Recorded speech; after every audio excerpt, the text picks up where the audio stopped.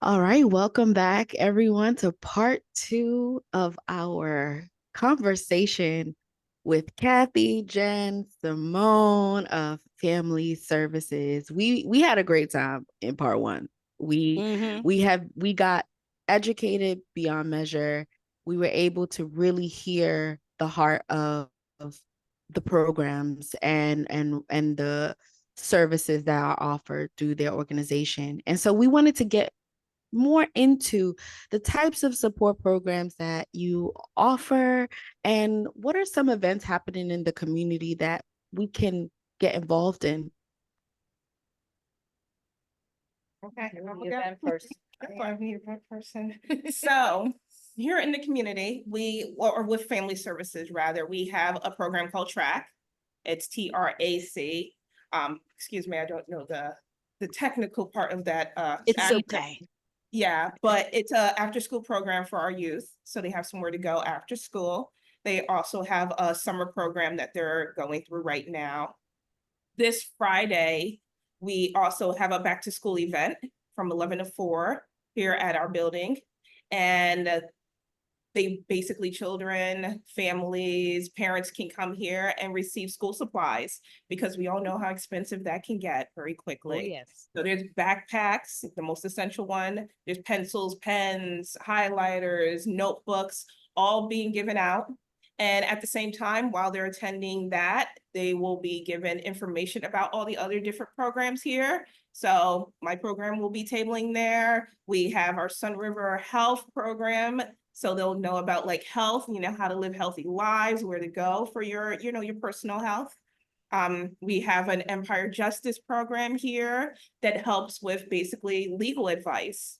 Because if you're ready to make that move and get away from those like relationships, those toxic relationships, where do I go? How do I get help? What does legislation look like? Stuff like that, right? And then coming up in September 25th to be exact, we will be doing a Homicide Remembrance Day event. Hmm.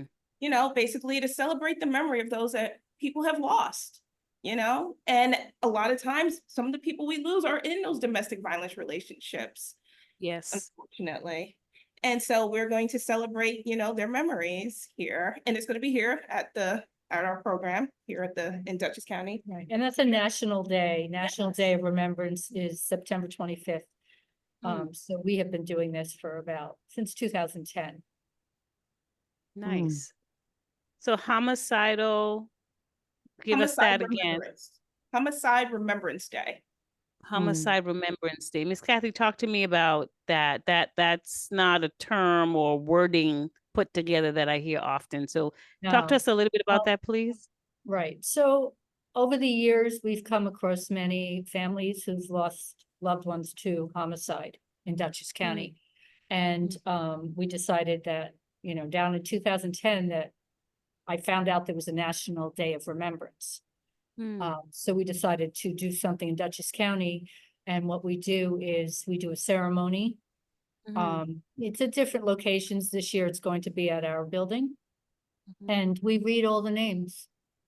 Similar to kind of like 9/11, we read the names of the person who was murdered.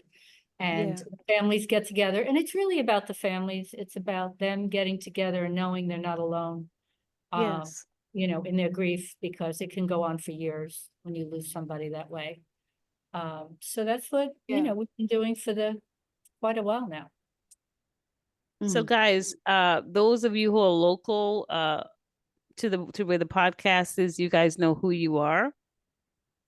We're always talking about doing stuff in the community. And sometimes you got to do something out of the box, right? So if you have a heart for healing, a heart for loving, a heart for people, and you're available, we'll make sure that the information is in the show notes on YouTube. You guys know the email address for Raise Voices, so you can always email us and ask us more about this, ask for a reminder. It's not a problem for us to do that.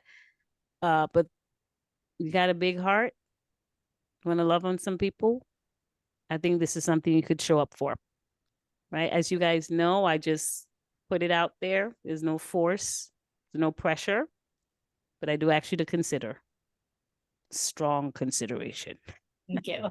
So I'm gonna take my hands off of that. But I thought that was a one to just spend a little time on. I just don't hear those words, and I don't hear that in terms of support ever being put together. So I thought that was an important one.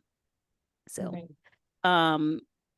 So domestic violence and programs that you have, is it sort of a one comprehensive program? And how does someone connect to the program? Because if they don't know you exist, is there campaigns that you have out there? Is there, I don't know, a word of mouth that happens? Is it just through the courts? Is it through the police contact? Like, I don't know, how do we find out that your support group or your program exists if we happen to be someone who believe that they're in a domestic violence situation that's on its way to getting worse? Didn't get to worse yet, because when it gets to worse, obviously the police should have this information wherever you're located. But it could get on its way there, and I need out before it does. Yeah, well, there's, they can find out many different ways. Sometimes people show up at the hospital. Sometimes, and this is with either sexual assault, domestic violence, or they will call the hotline number. We have 2 hotline numbers, 24 hours. All our services are free. There's brochures that go out. The police sometimes will call us, because advocates are available 24 hours a day for accompaniment anywhere that victim needs to go.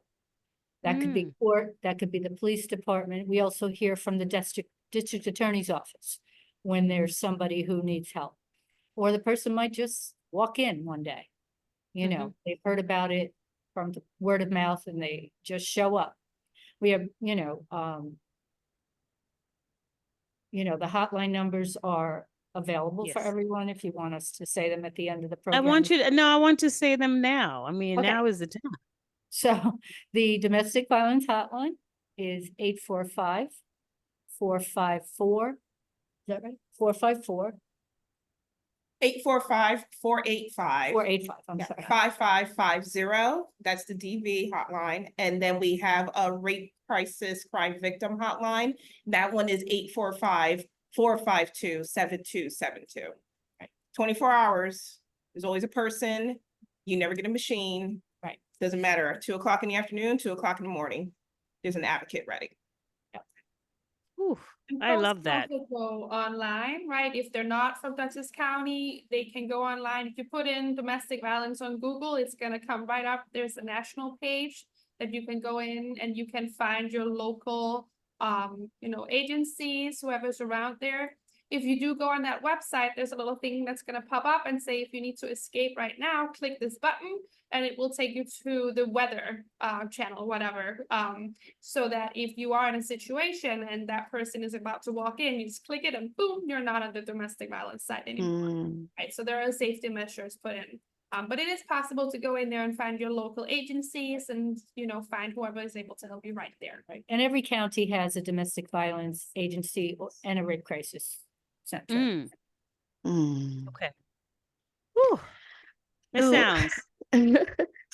You ladies are doing such impactful work out in the community. I want to know in your personal lives, how do you, so we've seen people be a part of an organization or do work that they've seen time and time and again, and they eventually become numb to the things that they see and hear. And eventually, in some cases, don't see the people anymore as people. It's just situations that I've seen it before. So what grounds each of you in your work so that you don't become numb to the people you are serving? That's an amazing question. It's something that's really close to my heart, and it's also, something we teach folks when they start this work, is self-care, taking care of yourself. If we don't take care of ourselves, we're gonna burn out. We're gonna end up with compassion fatigue, which is what you're describing, right? We start not seeing the person anymore. We start just seeing, a case. And we're not working with cases. We're working with people. So it's important. It's important to be aware when you do this work that you're gonna feel it. You're Yeah. gonna be affected by it. And if you tell yourself, I'm fine, I'm fine, I'm fine, I'm fine, all of a sudden you're not fine. And that Yeah.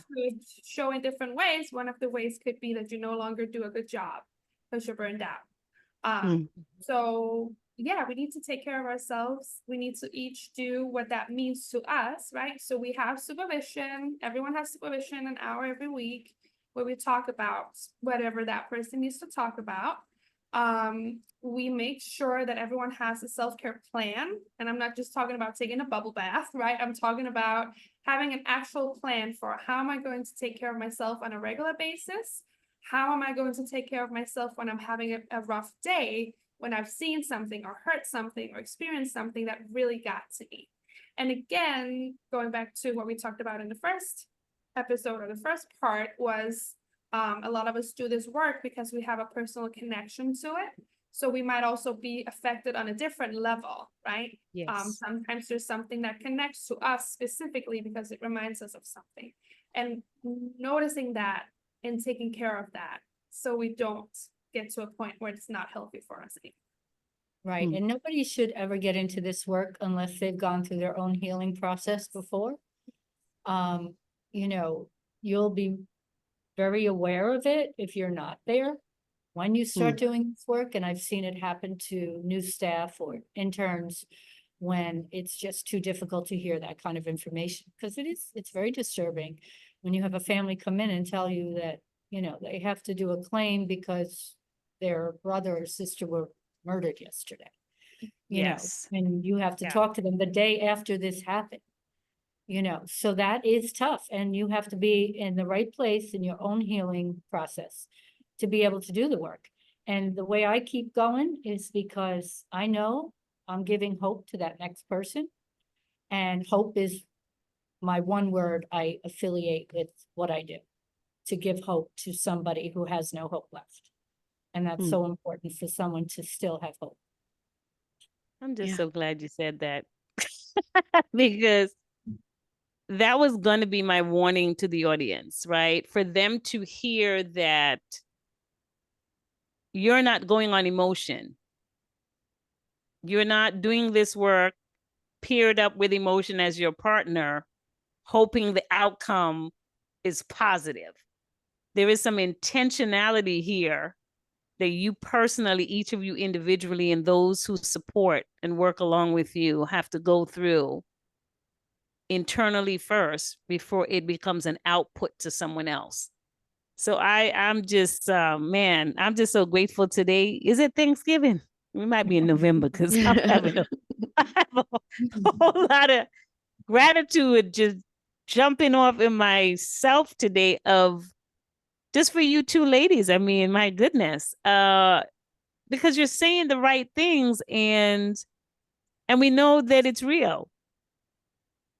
I don't know how else to say that. And it's wise. There's so much wisdom.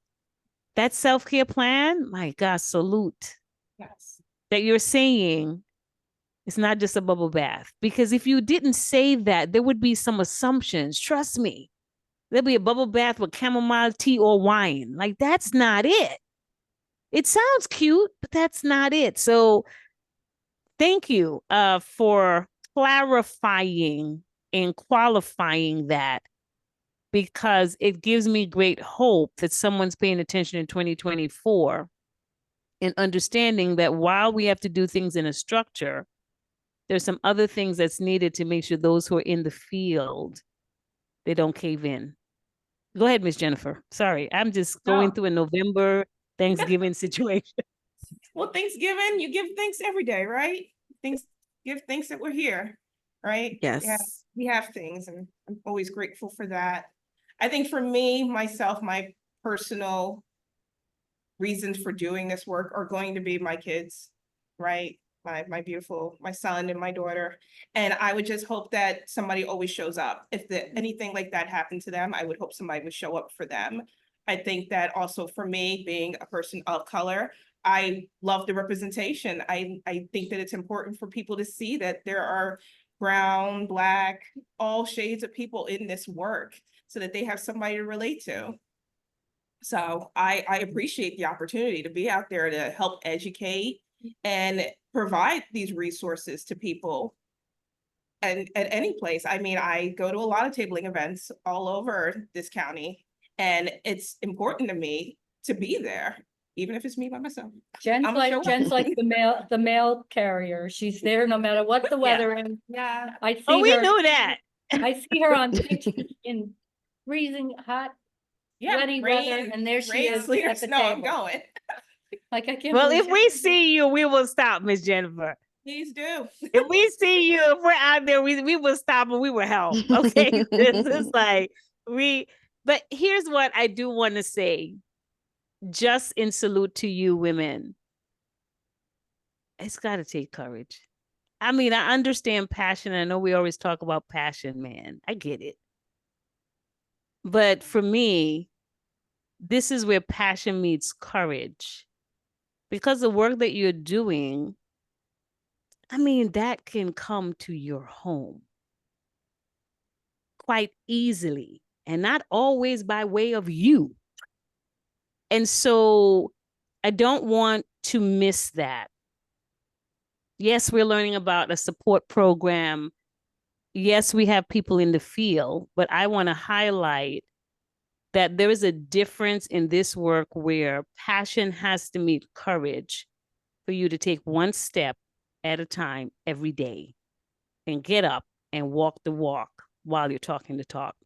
So I just needed to do that because for me, that's a resounding thing in my spirit right now, that we see your courage.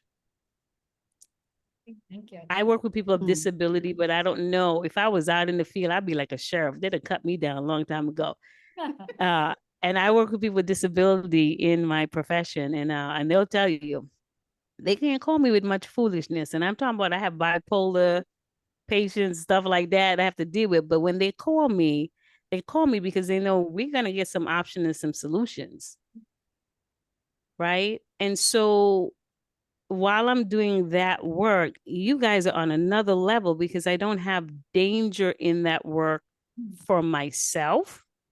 I have to be careful with my counseling to my clients, but you guys are out in the street. So mine's one of passion, but y'all got passion and courage. So I just needed to say that because I'm just really grateful today.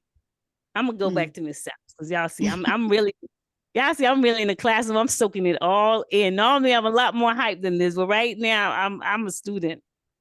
I'm a student. Yeah. I'm all right with it. With all the, I would say with all the, and correct me if I'm wrong, I'm not too sure, too familiar of what kind of other organizations feed into or pipeline into this, but I would imagine that individuals in situations of domestic violence, sexual assault, abuse, anything of that sort would need a lot of empathy from whoever is serving them. And I know that sometimes you may also deal with like court systems and different things like that might come into.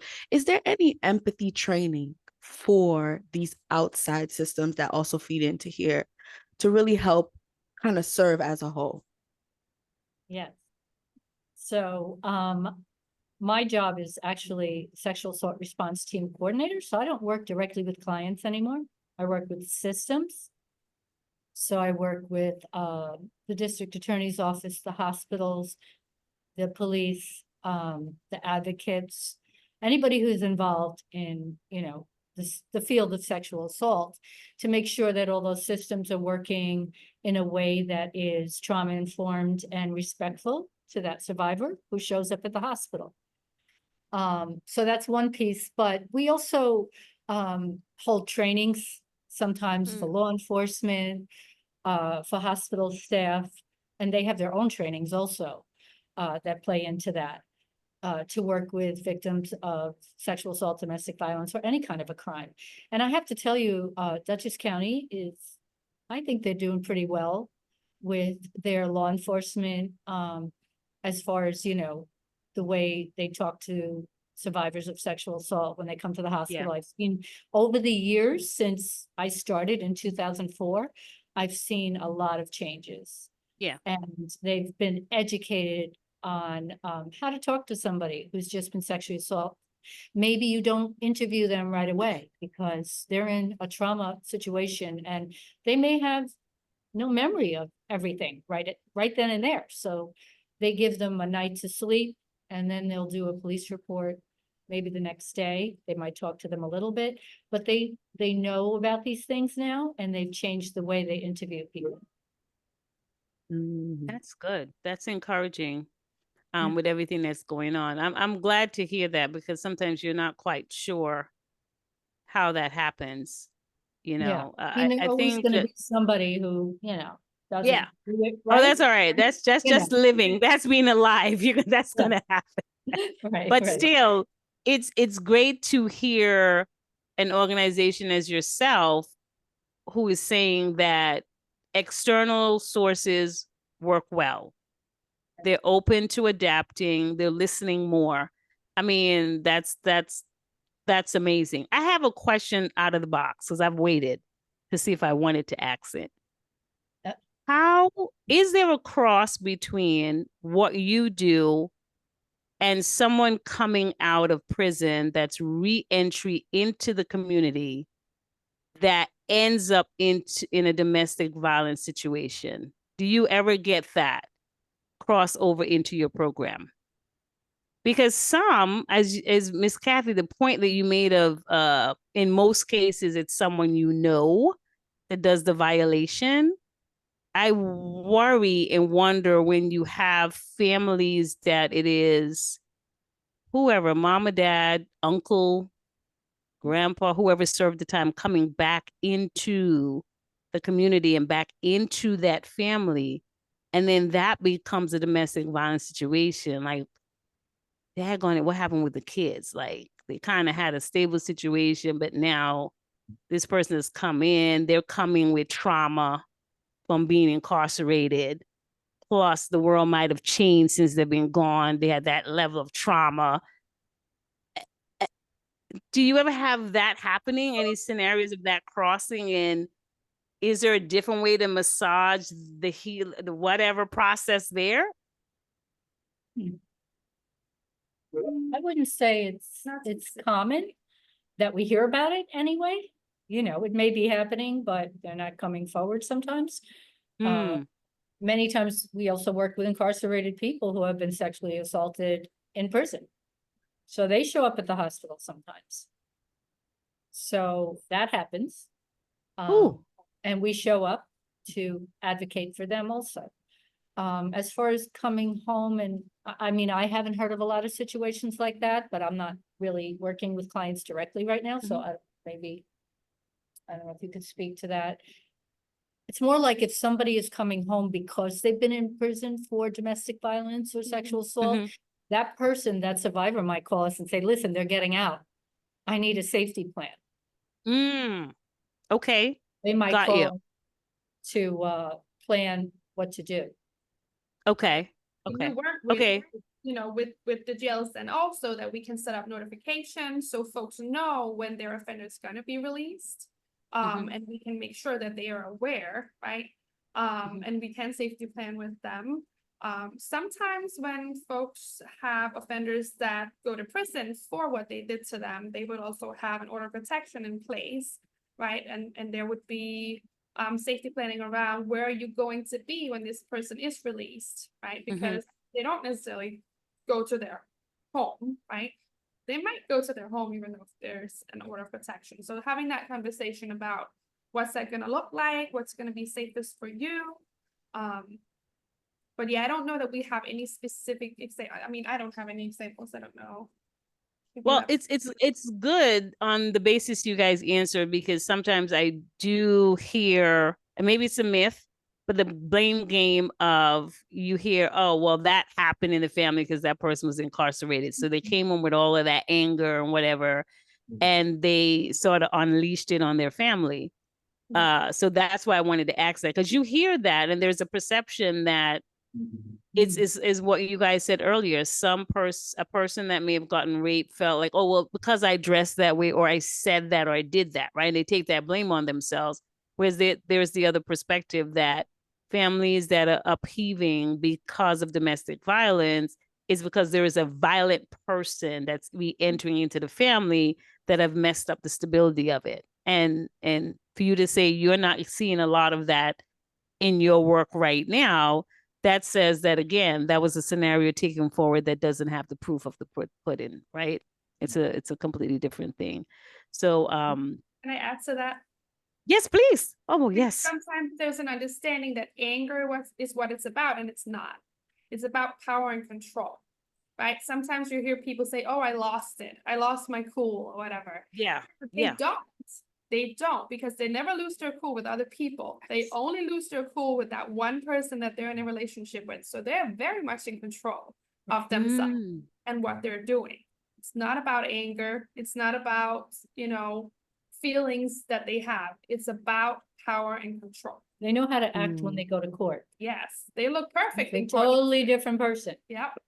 They know how to act in front of the right people. In fact, you always hear people say, oh, they couldn't have done that. They're the nicest person. Oh, they're wonderful. And they're very well loved in the community. That's why nobody believes the person. Because that's a good point. In public. Yeah. Oh, that's a good point. Yeah, okay, I should not have people in my mind. Get it out. Oh my goodness. I think I just imagined 3 or 4 people I knew. Yeah. In that vein, I have a question about one of the things you said, Kathy, was that when it takes a lot for a survivor or someone who is in these situations to open up to somebody. And the first person they open up to, they feel any judgment or rejection, that is probably going to be either it, or it's just going to hurt the chances of this really getting out. My question is, are there any resources for kind of conversations that happen in these situations? How can someone learn what's the best approach and what's the best way to listen to somebody who offers this information? Family Services counseling offers counseling to secondary victims also. So we've had people come into the office saying, my girlfriend was sexually assaulted. I don't know how to talk to her. I don't know what to say. That person can come for free also and talk to a therapist, even if it's a one-time thing. Same thing with any kind of a crime, domestic violence, because, it affects everybody around that person. It's not just affecting them, it's affecting their whole family. Oh, we didn't know that. Yeah. We didn't know. Secondary too. Yeah. I mean, why is no one talking about this? I feel like I want to go on a mountaintop with one of those big old game thing loudspeakers. We are. Trying. Jen is doing it in the rain and snow. She's doing it. No, everything. The heat. Oh yes. Oh my, I just feel like, wow, like I just want to yell from the top of my voice, not in anger, just like, everybody wake up. Hey, the resources right here. Wow. Listen, this has been an amazing conversation. So Future Rises, yes, I'm going to stop here. I don't often make promises. So what I'll do is this, because I want to be careful. Not only are we going to have the ladies back to continue this conversation, but we're going to make sure they're part of Sister Circle. Sister Circle is coming up in September. I'm still creating it. Y'all got to be calm. And we're going to pair them with another guest who's already come on here and have cross-pollinated conversation. It's going to be a wild ride, because we don't know where it's going to go. And it's going to be another organization that they have not met that's doing similar work in a different way. And this is something that I thought about, because I want organizations who do not know of each other to connect outside of us.